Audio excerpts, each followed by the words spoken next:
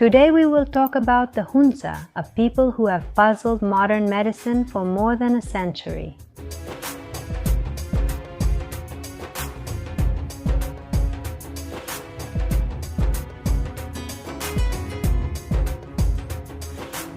I'm sure you've heard stories of men living over 130, 140, even 150 years. Well, today we're going to set aside the myths and focus on the evidence. What science has proven is that the Hunza have astonishing functional health, while in the cities, diabetes, osteoarthritis, and cancer are always on the rise. In this valley, 90-year-old men climb the mountains on foot, carrying loads, running with weight, up extremely high mountains in tremendous cold. 60-year-old women now look 40, appearing more youthful.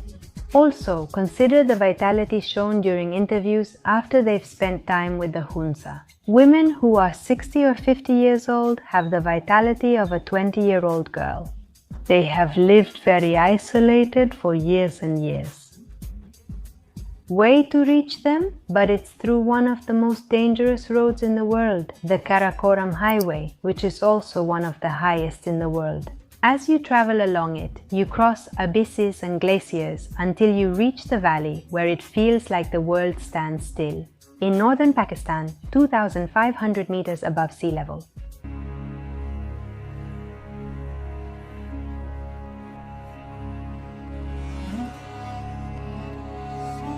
How do they achieve this longevity? Is it genetic or is it a specific lifestyle, a specific way of living?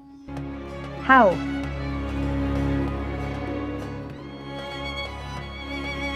Today, we are going to decipher their biology so that you, from your home anywhere in the world, can apply their secrets to heal and achieve longevity. The Hunza live in geographic isolation, which was, paradoxically, their greatest blessing. Their capital, Karimabad, is surrounded by peaks that reach 7,000 meters in height. But one of their most important secrets is the river that runs through the valley. We commonly know it as the transparent mountains, but they call it the milk of the mountain.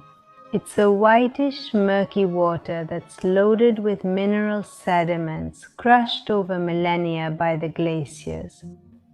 This water is pure natural electrolytes, highly alkaline, that keeps your cells hydrated at a mitochondrial level that we have already forgotten. They not only drink it but also bathe in it, activating their circulatory system and metabolism every day. The importance of electrolytes, the essential minerals in our lives, what are they? Sodium, magnesium, potassium? Let's break down exactly how they achieve this longevity through what science today calls the 7 keys. First, living soil. The Hunza don't use pesticides or fertilizers because they grow their own food. Since they're so far away, they have no other choice, so they grow their own food. They preserve the seeds intact and eat completely organic products. And another important thing from that time is that they only consume what they produce and what the land gives them. When they get it each year, what is it? Do they notice it? It has flavor because it's alive. 2. The rat experiment, the master test. Dr. Robert McCarrison was knighted for his contributions to nutrition and his particular work with the Hunza. And he is a pillar of modern nutritional medicine. In the 1920s, he did something fascinating. He fed rats a diet like the Hunza peoples, made up of their own organic foods. They sprouted them before eating. They did what we now call microgreens or sprouts. They ate, for example, raw carrots and fermented milk. And on the other hand, we had a group of rats fed with the Western diet. White bread, sugar, cereals, fruit. And what was the result?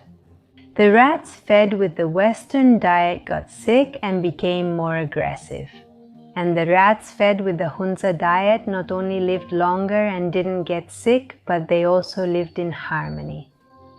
It's amazing, isn't it? McCarrison showed that our food dictates our peace of mind and our ability to connect. 3.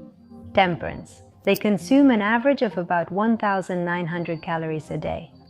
In a world of excess, they eat just enough and their bodies don't waste energy. Illness comes from believing that we can do it. It's because of the amount of carbohydrates and sugars we consume. This makes the body retain a lot of fluid, and that's also why inflammation occurs, which is often chronic. For movement in their present. They don't go to gyms, of course, their life is constant movement.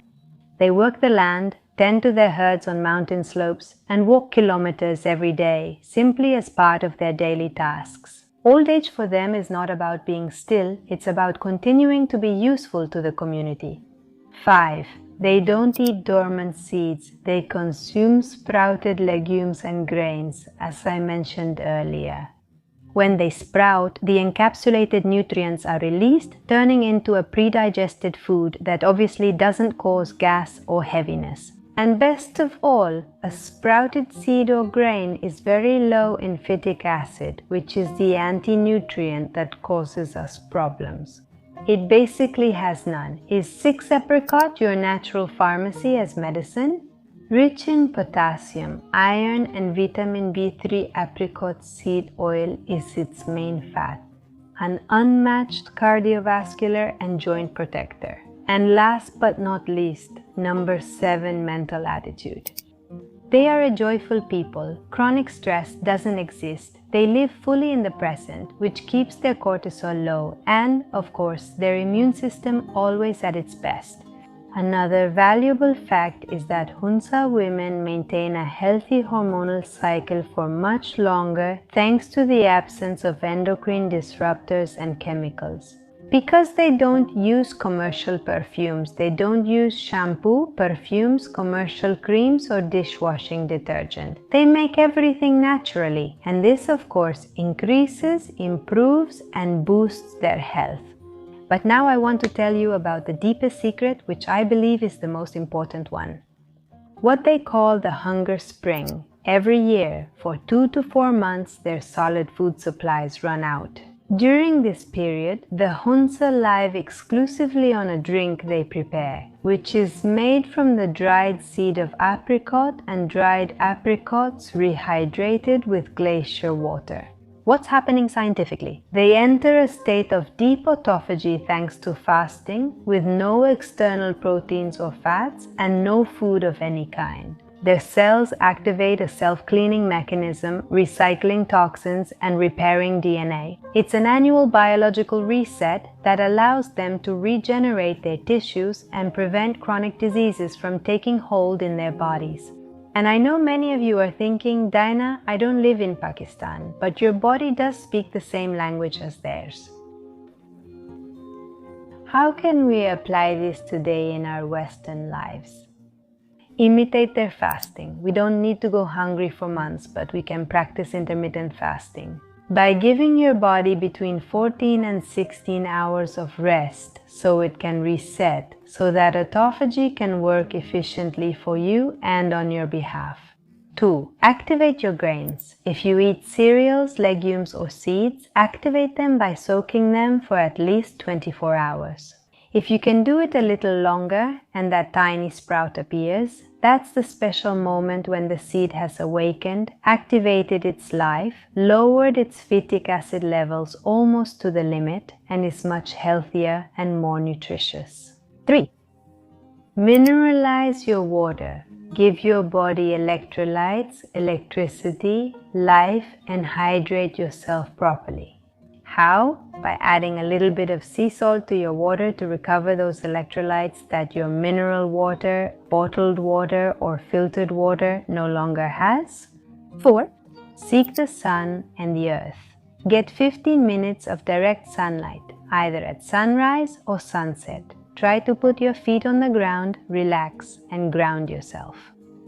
This reduces inflammation in our bodies, and it has been scientifically proven to be good for us. Also, at that moment, we discharge all the electromagnetism we've accumulated from screens, televisions, antennas, and everything else around us by grounding ourselves. A little while, 15 minutes is enough, but if we can spend a bit more time, 20 minutes, half an hour, being in the sun, letting that warm sunlight touch our skin, which also helps us with vitamin D, also and most importantly, to connect with the earth and relax.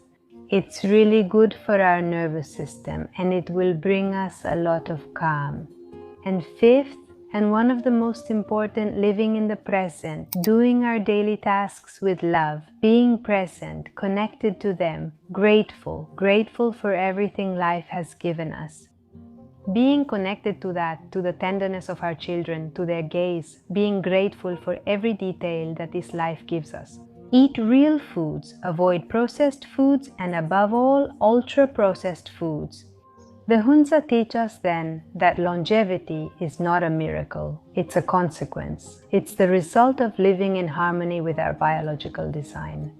Healing is essentially returning to simplicity. My name is Danay Aguilar. If you want to strengthen your mind, body, and spirit connection, I invite you to my other channel, Portal Coherencia. I'll leave a link here so you can go visit it right now. And I would also like to invite you to watch one of my latest videos where I share how to make a spice oil. It's a seasoning that you can add to your salads, your grilled meat, your roasted vegetables, or whatever you like. It enhances the flavor and gives it an exquisite taste. You're really going to love it, and it's medicine, daily medicine. It benefits our health and it doesn't cost us anything because we don't even have to remember to take it. We just have it ready there on the table. It's always eaten cold to preserve its benefits. But what I can tell you is that it's delicious and you're going to love it. I'll leave this here for you to check out the video. If you enjoy it, let me know. What if it inspires you to see your health differently? I invite you to give me a thumbs up and leave a comment telling me what you thought about this story of the Hunza. To share this video, and of course I also invite you to subscribe to the channel. Until next time, bye.